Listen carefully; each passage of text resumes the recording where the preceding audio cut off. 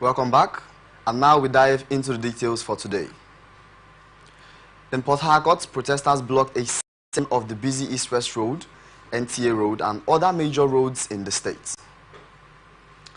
Sensing a possible breakdown of law and order, the State Police Command restricted the protest to two venues, including the recreational Isaac Borough Park and the Pleasure Park, both in the center of the state capital. Also, protesters who defied the appeal of President Bola Tinubu to end the protests split themselves into groups, burning more tires and threatening any vehicle without green leaf on its bonnet to clear and park. As early as 9 a.m. yesterday, protesters had blocked the Obirikere axis of the East-West Road and the Rumokoro end, leaving motorists stranded and causing a traffic snarl. The protesters sang anti-government songs and called on President Tinubu to resign. One of the protesters, simply identified as Igbaki, vowed, "We will not get tired of this protest." Day 10. "We are tired and hungry, and we say no to bad governance in Nigeria." The president's broadcast is nothing to write home about because he didn't address any of the issues raised for embarking on this protest. Tinubu must go. He has failed Nigerians and the entire world. Some of the protesters made quick business selling leaves to owners of vehicles trapped in the gridlock for about 100 naira to 200 naira, while others attempted to force the drivers to join the procession. The other group of protesters converged on the Federal Secretariat and moved to the Ikere Road axis of Diobu in Port Harcourt as traffic built up in the area, while many vehicles made U-turns to avoid harassment. Some of the protesting groups had youths between the ages of 10 and 13 years, brandishing green leaves, planks, and other dangerous weapons, threatening innocent people on the road and looting items, particularly edible goods displayed on the roadside for sale. Despite their ages, they were also singing the Tinubu Must Go songs and looking very frightful. It was learnt that some of the protesters marched to the private residence of FCT Minister Nyesom Wike to register their presence. Reacting to the developments, the spokesperson of the State Police Command, Grace Iringekoko, said the restriction of the protest venue was informed by the fact that the youths were infringing on the rights of others. "We have restricted the protest to the Isaac Borough Park and the Pleasure Park to prevent a breakdown of law and order. As we speak, they have started infringing on the rights of others, and we, which is the police, will not allow that. We are calling on them to stay in these two venues, or else anyone that flouts this order will be arrested and prosecuted," she warned. She also dismissed the reports that the FCT minister's residence at Ada George in Port Harcourt was attacked, saying nothing of such happened. Also dismissing the rumor, the National Coordinator of Center of Basic Rights Protection and Accountability Campaign, CBRPAC, Prince Wiro, said there is no iota of truth in the story, adding that bloggers and social media platform owners should be careful with the kind of information that they push out for public consumption, especially during sensitive times as the one the country is in at the moment. That information is not correct. The protesters were coming from the Choba axis of the Ada George when they got to Minister Wike's house. They stopped at the right lane of the road, the minister's house on the left lane. There was also a very heavy police presence there. What they did was that for the 15 minutes or so that they spent on the lane, they were reciting the former national anthem, "O Arise, O Compatriots, Nigeria Score Obey," and raising green flags to the sky with unusual excitement. They did not spend more than 15 minutes because there is no way they could have gained access to the premises with such heavy presence of armed policemen.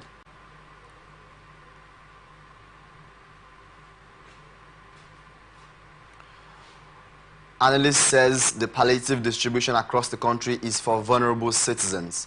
Speaking on Atlantic Television Network program Blowout, a public affairs analyst, Dandy Loveday, said those in charge of the distribution palliatives only give it to few amongst the citizens.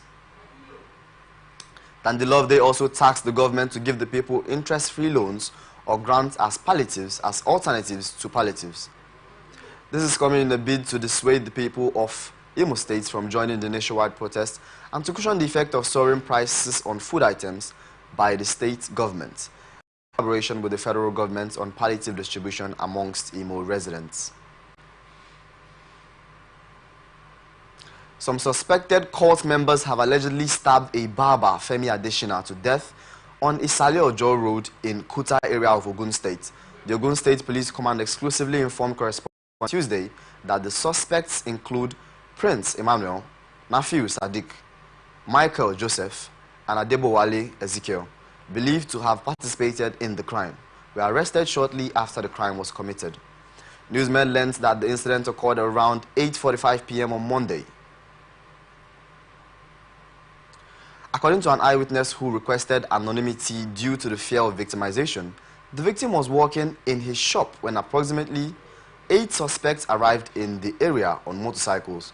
While the residents were wondering what was happening, our correspondent learned that a few of the suspects drew their guns and began shooting sporadically into the air. Newsmen learned that the ricocheting gunshots threw residents in nearby areas into a frenzy, causing confusion and sending them scampering for safety. The victim, while attempting to flee for safety, was reportedly pursued by the suspected cult members and stabbed multiple times in the neck and head before he fled the scene. He was attending to his customers when we suddenly heard multiple gunshots. 3 boys started shooting to scare away people, the eyewitness said. Our correspondent learned that the barber was confirmed dead, that was confirmed dead by the doctor who attended to his body at the state hospital in Ijaye. The eyewitness further explained to our correspondent that the police from the Ibarra division arrived at the scene shortly after the suspect had fled. Confirming the incident on Tuesday, the State Police Command spokesperson, Omolola Odutola, said 4 suspects involved in the crime were arrested shortly after the incident. When the police arrived at the scene, the suspects had already fled. However, they were able to gather intelligence indicating that the suspect had moved to the Maria Guest Inn in Omolasho. 4 suspects involved in the crime were apprehended at the Guest Inn, and efforts are ongoing to identify other members of the group. The command spokesperson further praised the officers involved in the suspect's arrest, warning that under the leadership of the Commissioner of Police, Abiodun Alamutu, anyone involved in criminal activity in the state would be brought to justice. Monday's arrest occurred just days after the command apprehended 2 suspected members of the Ayekron fraternity for allegedly robbing a hotel in the Joko community of Ado Ota local government area. The suspects reportedly include Adisa Abiodun and Rashid Makinde, who were also accused of raping a 25-year-old woman who worked at the hotel during the robbery. There's more news, but don't forget to connect with us on our socials at Facebook and YouTube, Atlantic Television Network, Instagram and TikTok at Atlantic TV Network 1, X formerly known as Twitter at Atlantic TV Nets. Watch us live on our website, atlanticnetwork.tv.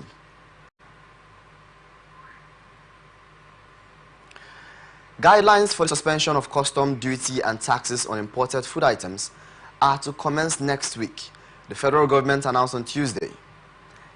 In July, the federal government approved a 150-day duty-free window to allow the importation of maize, husked brown rice, and wheat as part of measures to combat rising food inflation across the country. The initiative was based on the implementation of the Presidential Accelerated and Stabilization Advancement Plan. Speaking at a meeting of heads of security agencies in Abuja on Tuesday, the Comptroller General of Customs, Bashir Adeniyi, said the implementation of the policies would commence once the guidelines are ready. He explained that the delay experienced in the implementation of the policy was to ensure that the interests of all stakeholders, and including farmers, were considered.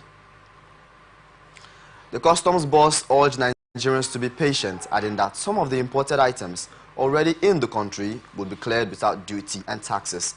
Adeniyi said, there is the issue of striking a balance between the long-term interest of Nigerian farmers and stakeholders who are involved in the production of these items and short-term interest of food inflation. So the guidelines are being worked out at the Ministry of Finance, and I can assure you that within the next week, these guidelines will be ready. The Nigerian Customs will begin the implementation of these particular fiscal policies. So I urge Nigerians to be a little bit patient, believing that some of these items that have already arrived at our shores will be cleared without the imposition of custom duty and taxes. Adeniyi expressed hope that the suspension of duty and taxes on imported food items over some time would help reduce food prices. He said the service was dedicated to implementing the policy as outlined by the government. We believe that when this is implemented, it will help to bring down the prices of food items in the market. The Nigerian Customs is committed to the implementation of this particular fiscal policy as initiated by the government. What does this kind of intervention imply for the local marketers? Because we are trying to address the interest of all stakeholders, the crops that are going to enjoy these duty waivers and concessions are also being cultivated by Nigerian farmers. Adeniyi stated that since the protests were anchored on ending hunger, the government had been making efforts to eradicate hunger. He said the ongoing protest had been based on so many themes, and one of them is ending hunger. I would like to let Nigerians know that there has been a lot on to address these issues that are related to the situation through a mixture of fiscal policies of the government and a number of strategic interventions from ministries, departments, and agencies.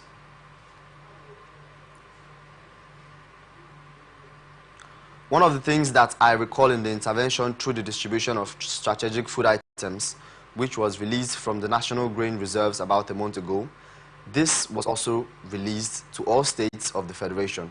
We also call that a number of the food items that are consumed in Nigeria are imported. A better part of the components are imported, and importation is not done on the shelf. It takes some time before they are done. So one of the things that the president has done is to cushion the effect of the cost inflation by suspending customs duty and taxes on imported food items for some time. Analyst is not happy with the consistent failure of government policies in the current democratic system. Speaking on Atlantic Television Network program Open Conversation, a social-political analyst, Victor Enyiche, said, "It is the duty of the police to ensure that caretaker committee chairmen are not operational in various local governments according to the Supreme Court judgment." Legislation and, interpreted by the courts as it is right now with the Supreme Court. So for me, I think it is the mischief of politicians and the failure of agents of government to implement certain policies. For instance, if the court has declared, the highest court of the land, I must point, has declared that it is illegal to have legislation. On his part, Ndamzi Ekulo said the use of caretaker committee to rule the councils by state governors was a flagrant disregard of the rule of law. That is to say, any action or inaction taken by the government of any of the states where caretaker is in operation ordinarily should put a hold. Continuing in that caretaker capacity, it's a flagrant disregard to the rule of law and the Constitution of Federal Republic of Nigeria. So, and this will be an opportunity to even call out the caretaker committee chair. This is coming after the Supreme Court on July 11th affirmed the financial autonomy of Nigerian 774 local governments across the country. Kaduna was calm yesterday following the 24-hour curfew imposed by the state government to douse the protests that turned riotous on Monday.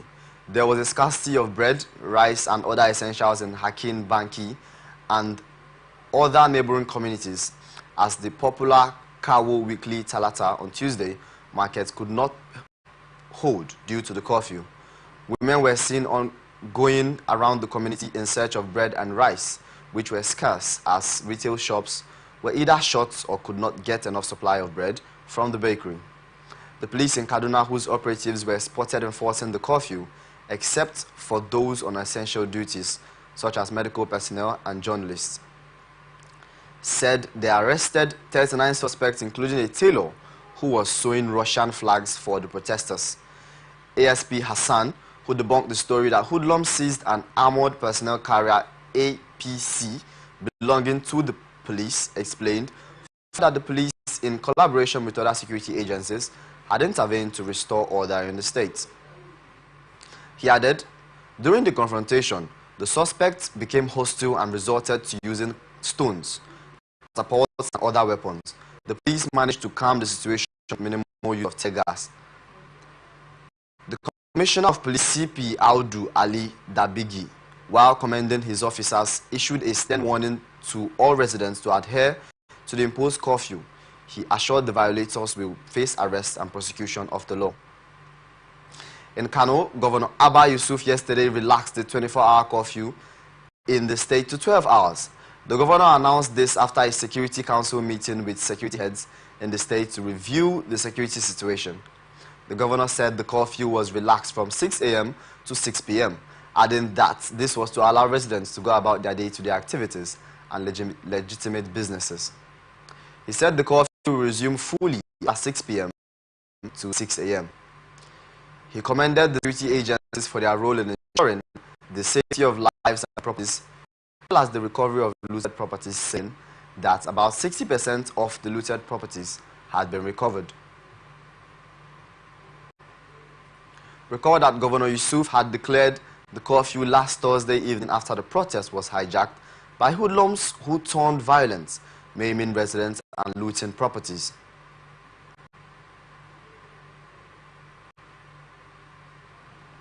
Also, protests in Abuja loses momentum as government restrictions take toll on demonstrators. In Abuja, the protests significantly dwindled, with only 2 women, Ene Obi and Hawa Mustafa, seen holding a sit-out at the Moshood Abiola Stadium yesterday. This marks a significant decrease in participation as protesters face challenges associated in the central business to government restrictions. The government-approved MK Abiola Stadium has failed to attract protesters who believe it limits their visibility and impact. Instead, security personnel dispersed demonstrators from various locations, enforcing a court order to confine the protests inside the stadium. Ene Obi, one of the organizers, vowed to continue the sit-out, criticized the government's response to their demands. Look at the president speaking to Nigeria. It was such an empty speech. What are you telling us? Not even one of the demands have been met. Bring down the prices of petroleum products. This is the same government that fought against the removal of fuel subsidies. The same president has used it to punish Nigerians. We are mothers. What they are doing is setting our children against us, even the police and security agencies. Which of them is going to a different market? Their money is useless. They are turning our children against us. The mothers in the land are wounded with no employment. Many of our children have gone to schools but have no employment. They said you need to appoint 1 minister from every state. We don't have a minister of state in the constitution, and they are even creating more seats for more ministers to come in. There are no signs from the government to show us that they can bring down the cost of governance, she said. The protest now is in its 6th day, has been marked by violent clashes with police who have fired tear gas at demonstrators. You are watching Government and Public Service Reports on Atlantic Television Network. Break. From the line across the ocean to the land beyond the mountains, through the Sahara, we bring on sport news, live analysis, expert discussions on trending stories in politics, business, socio-economy, sports, and documentaries. So catch all the updates on the happenings around the globe. Stay focused on the fact today, only on ATN. People into the country illegally. That is amazing. Honorable You human on the point of order. Honorable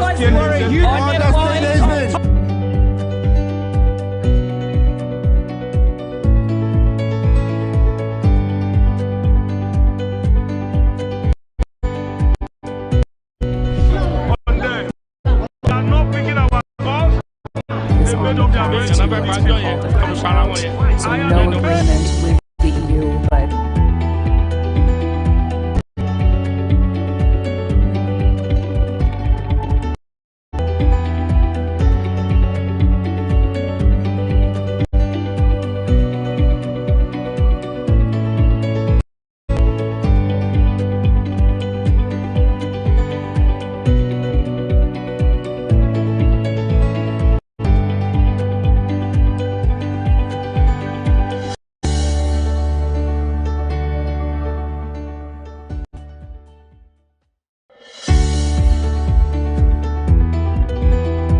people into the country illegally. That is amazing. You human trafficker. Honorable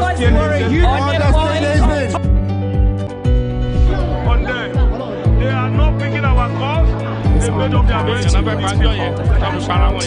no agreement with the EU, but Welcome back to Government and Public Service Reports on Atlantic Television Network. Now to the rest of our stories. Inspector General of Police Kayode Egbetokun said yesterday the police have arrested some of the real sponsors of rioters who hoisted foreign flags and called for a change of government in the country in states such as Kano, Kaduna and Zamfara, amongst others. The IGP spoke as the Controller General of Nigerian Immigration Service, Kemi, disclosed that sponsors of foreign flags by the rioters have been identified to live abroad. This is even as service chiefs, including the Chief of Defense Staff, General Christopher Musa, and Chief of Army Staff, Lieutenant General Tauli Lagbaja, warned that the military will not stand idly by and watch the country. Also yesterday, the protest in Port Harcourt intensified with the protesters marching to the private residence of the Minister of Federal Affairs, blocking the popular East-West Road and major roads in the state to cause traffic. However, there was a thaw in Kano where the state government modified its dusk to dawn curfews between 6 a.m. and 6 p.m. and Kaduna, where the curfew imposed by the state government brought the city to a law. Inspector General of Police Egbetokun also disclosed that funders of the violence and subversion both within the country and outside the country have been tracked, with their accounts blocked and sources of funding stopped. Egbetokun and other security chiefs spoke at the joint media briefing summoned by the Chief of Defense Staff, General Christopher Musa, at Defense Headquarters in Abuja yesterday. Noted that the police had been careful in managing the crisis, provided security for them. Even amid the protests, we have arrested several armed robbers and criminal elements who stole and committed other offenses. Kano State Commissioner of Police CP Salman Garba also yesterday said his command arrested no fewer than 6 Spanish nationals in connection with the protests. CP Garba, who made this known in a phone interview with newsmen, said the command also arrested 76 others, including the tailor sewing Russian flags, saying the command is on the trail of the sponsors. We have arrested 6 Spanish nationals and 76 others, including the tailor. We've covered 23 Russian flags. We were trailing the sponsor. We have been transferred to force headquarters because it has to do with sedition and national security, the CP stated. On her part, the Comptroller General Nigerian Immigration Service, Kemi Nanda, revealed that the sponsors of protesters have been placed on the agency's watch list. Nanda couldn't reveal any name, added that the watch individual will be arrested on their arrival in the country. She said, "We have diaspora sponsors. They are on our watch list. They have been notified and handed to the appropriate authorities." The immigration boss said the agency had, in response to the protest, deployed more officers to borders into both lands and airports to ensure effective manning of those entry points. She said the agency had also stepped up surveillance to prevent foreign intervention in the country. In his remarks, Director General, Department of State Services, DSS, Yusuf Bichi, said the agency has uncovered some trying to give further information. Bichi, represented by the Public Relations Officer Peter Afunaya, said some accounts have been blocked.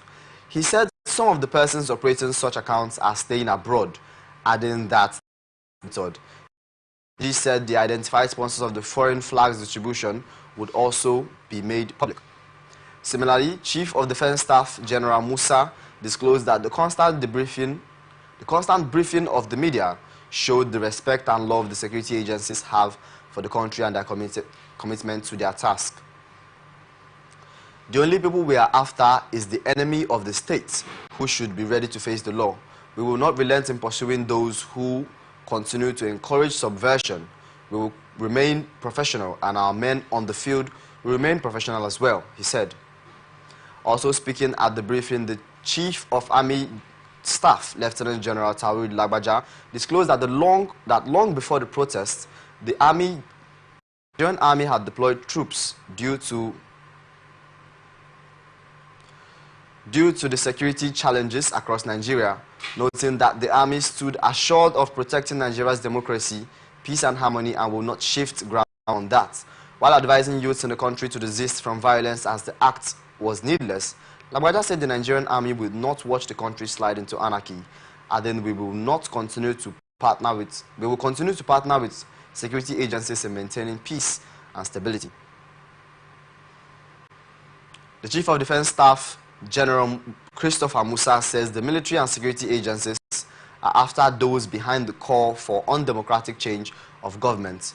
Musa, who disclosed this on Tuesday during a combined news conference by the heads of security agencies and service chiefs at the defense headquarters, said the military is aware of some protesters calling for regime changes were sponsored, adding that the military and other security agencies are trailing the suspects and to bring them to book. On his part, the Chief of Army Staff, Lieutenant General Tawid Lagbaja, said the main operational committee of the army was to deploy resources to combat the protests that have turned into riots to ensure sustainability in the country.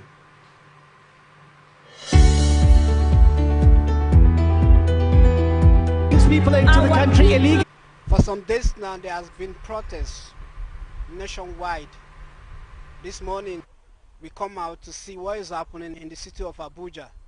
We noticed that many offices are still closed, and around secretariats, there are still police and army blocking roads for commuters to pass through. We'll be going around to see more, and we'll be reporting back. All right, actually, I'm a protester. The first day of protest, I was here. I have a main account that I host for politics. I was among the 5 people that started protests inside, close to the Eagle Square. And I have a very strong belief that this is going to happen because the way the police were so violent towards the protesters that day is going to inculcate fear in the life of Abuja residents. And you can see it playing out now. The street look scanty. The protesters are hanging around. They are scared of showing up because the aggressiveness from the police that first day of protest was really massive. So I really want to urge Abuja residents, if tear gas alone is going to make you not to come out and protest for bad governance, that means you're not ready for a change. It is saying that protests should still go on even after the broadcast of the president of Nigeria. Yes, obviously, I've actually spoke with a lot of coordinators from, actually yesterday when after the broadcast of the presidents, I actually spoke with a lot of coordinators from the north. As a matter of fact, they went out immediately. They were more angry after the presidential address, because if you look at that address categorically, it did not address any of the demand. To me, it's more like a campaign promises.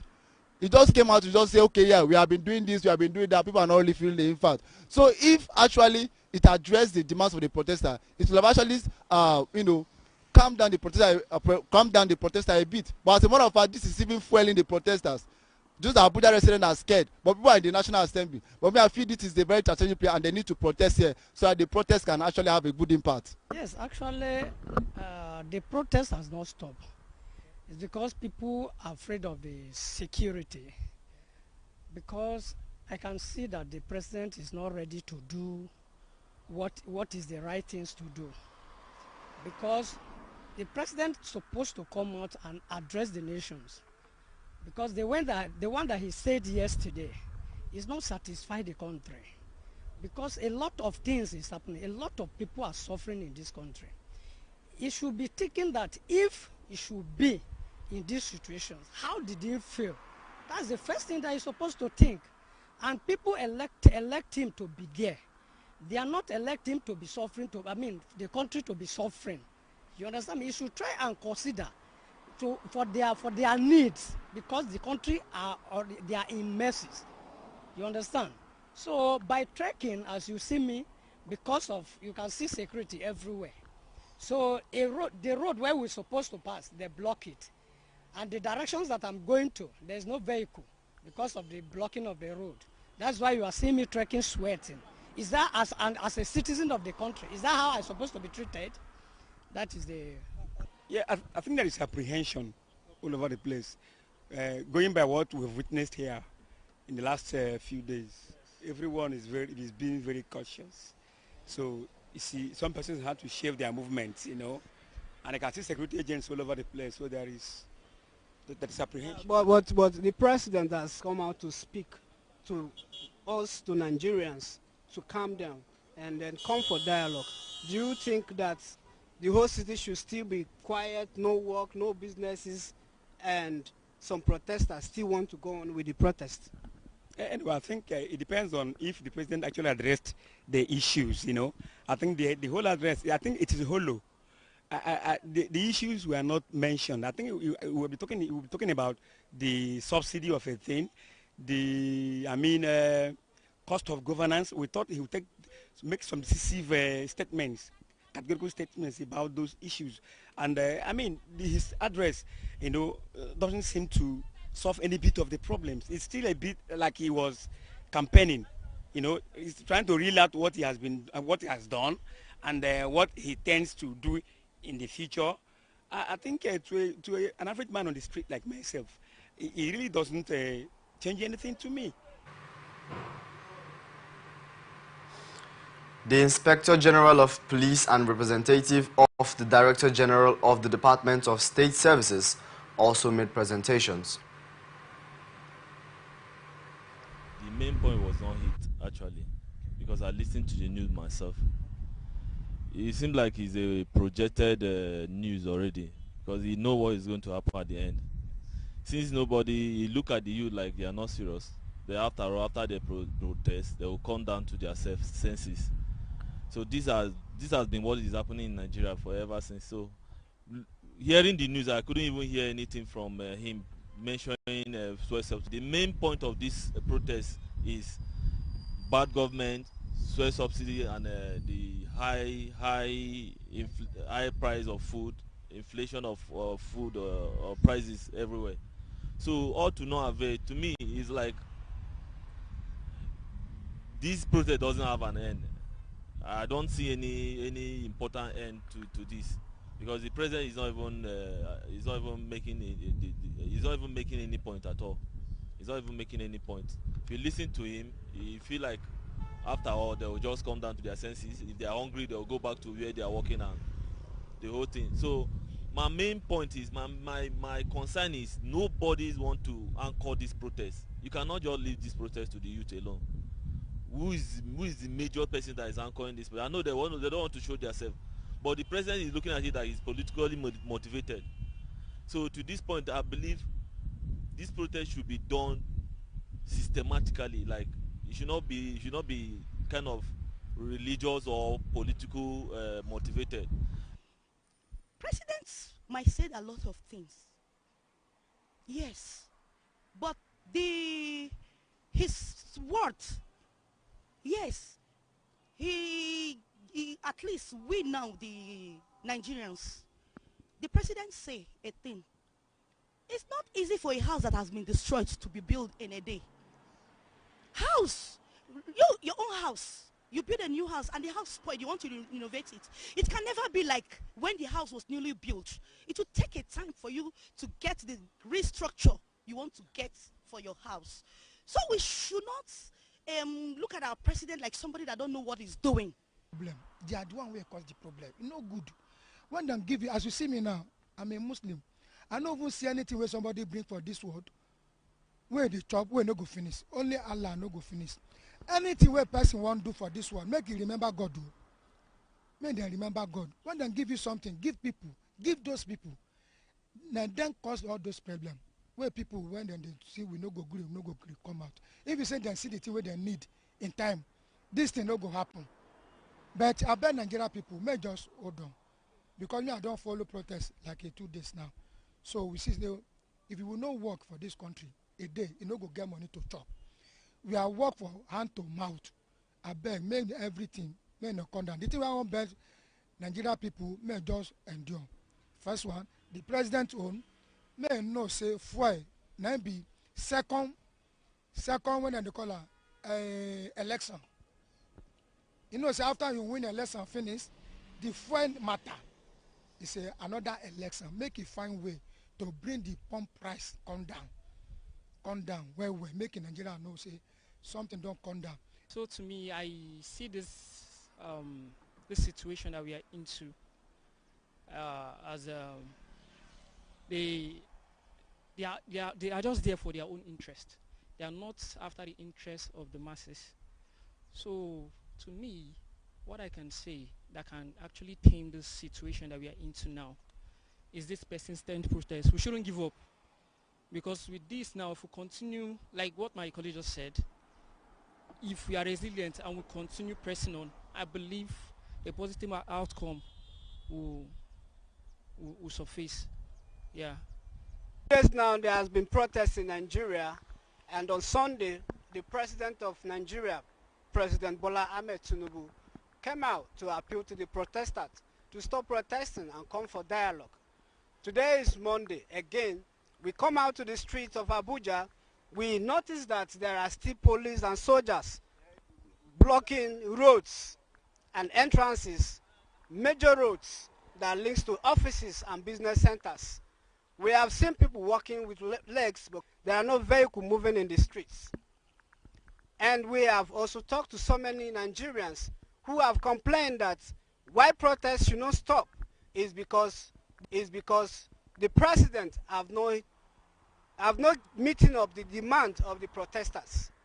What we are talking about is the fair price, the high price of food, and many other things that touches the poor masses. From Abuja, Joseph Moses reporting. Also in attendance are the Controller General of Nigerian Customs Service, Controller General of Nigerian Immigration Service, as well as the Commander General of Nigerian Security and Civil Defense Corps. Central Bank of Nigeria has okayed the merger of Providus and Unity Bank as both financial institutions await the approval of Securities and Exchange Commission. The approval by CBN signals the first merger to be approved following a mandate by the Apex Bank Director.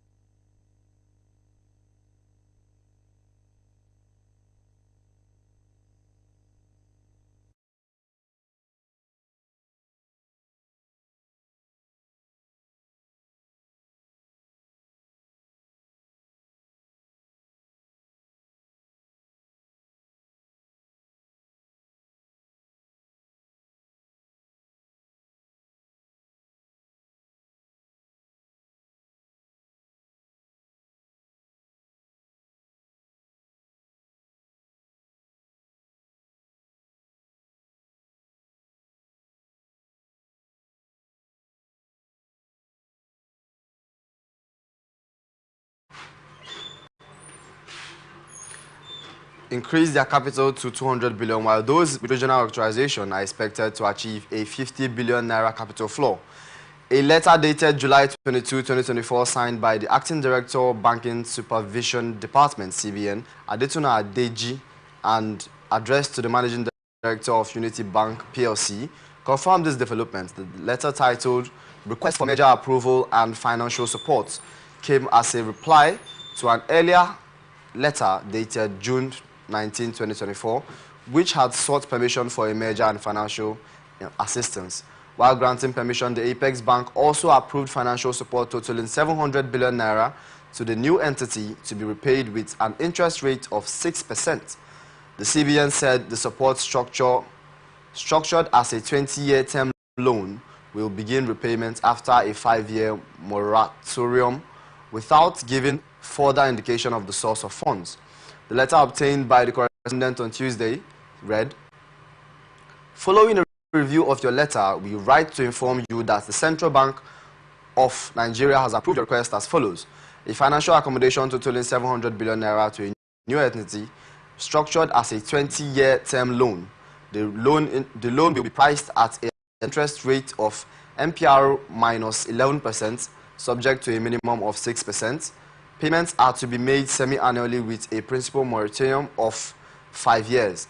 Beginning in the 6th year, the new entity will commence repayment of 15 equal installments until maturity.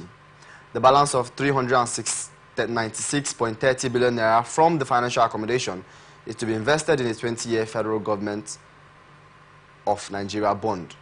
The 396.30 billion naira invested in the 20-year federal government bond will qualify as a Tier 2 capital instrument and component of the shareholders' fund.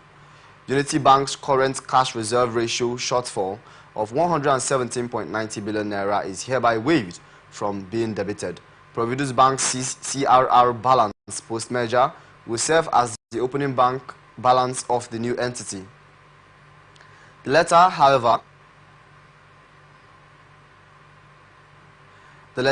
noted that these terms are subject to your acceptance and full compliance. Kindly confirm your acceptance of the outlined terms. Confirming the letter, the Acting Director, Corporate Commission, CBN, Hakama Sidi, in a statement issued on Tuesday, said the Apex Bank granted the approval to bolster the stability of Nigeria's financial system, avert potential systematic risk, and avoid a situation like the recent liquidation of Heritage Bank. The director, however, did not state the amount of financial assistance given to the bank. The balance of 300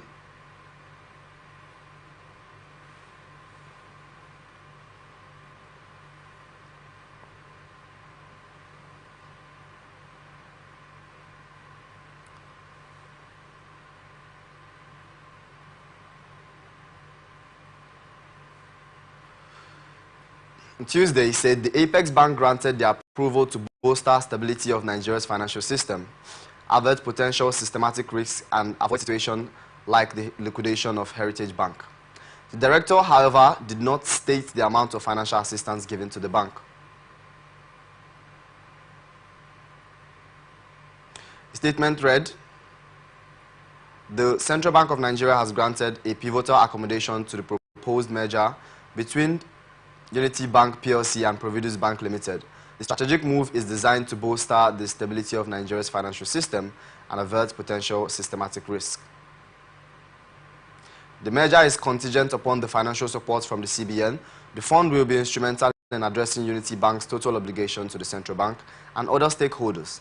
It is unequivocally to state that the CBN's action is in accordance with the provisions of Section 42, subsection 2 of the CBN Act in 2007.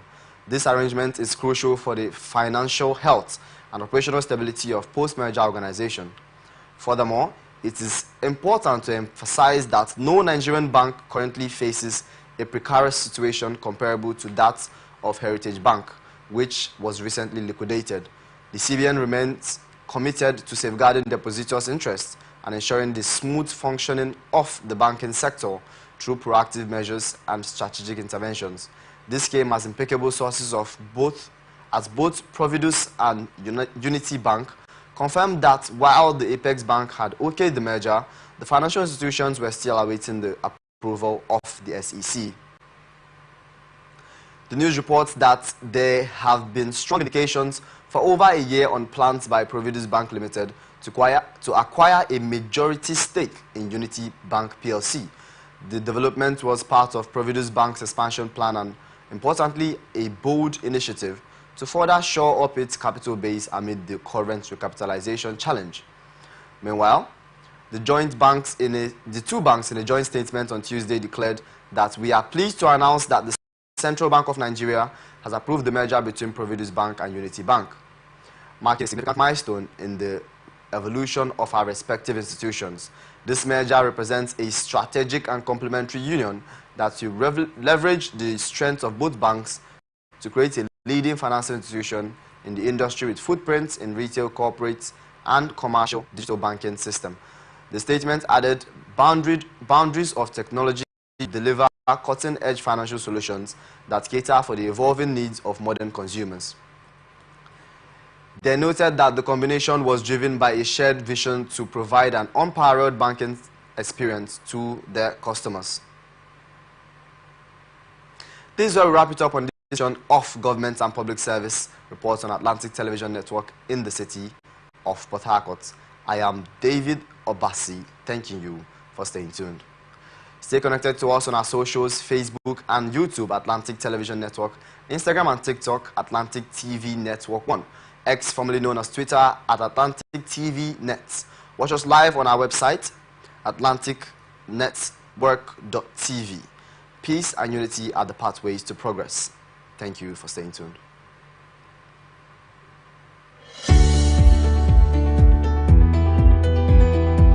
People into the country illegally. That is amazing. Honorable you human trafficker. Honorable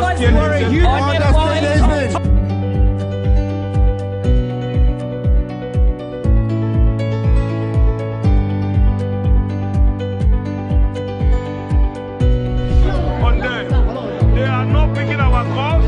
They made up their